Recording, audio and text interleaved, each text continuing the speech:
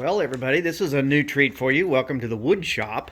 Normally I'm working on a project house, but today I'm working for my wife. She has one of those really cool Silhouette machines that does personalized vinyl cutting.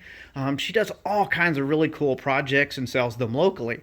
One of them that she does is this 1 foot by 2 foot chalkboard. This is almost a finished product. This is what it'll leave the wood shop looking like.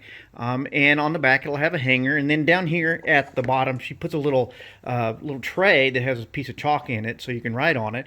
And then she customizes something here that'll say like "Welcome to the Viebrock home," something like that, whatever her customer wants. She sells a lot of these, so it takes a little bit for me to keep up with her. And so today I just want to walk through the basics of how these are made. You got to start with a regular 2x4. This is a select grade 2x4 from my favorite lumber yard. You got to find a straight one. Well, in today's times, that's kind of hard to do. They grow these trees really fast, and a lot of times these studs will be warped or twisted or whatever.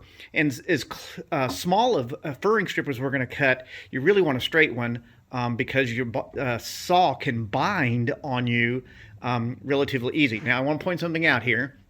As I zoom in, this has got a rounded edge. We've got to get rid of at least one of these rounded edges. So I'll run this through the table saw, and we come up with a square edge like this.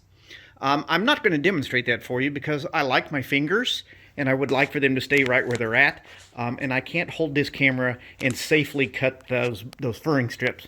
But when they come out, they look like this. And if you don't have a table saw or you're not comfortable with using your table saw to cut thin strips like this, you can buy furring strips like this at your lumber yard or your big box retailer. So after the furring strip is cut, then we bring them, we stain them. She likes the dark walnut stain. So I just do the 3 sides, I'll leave the back done. There's no point in putting stain on something that's not going to be shown. And you can tell here that I have a lot of these pieces already cut. I mass produce these. She orders them from me at about 20 at a time in a batch. Not including the dry time for the stain, I can produce about 20 of these in an hour. So I mass produce them. I've got this down pat. I've made lots of these for her.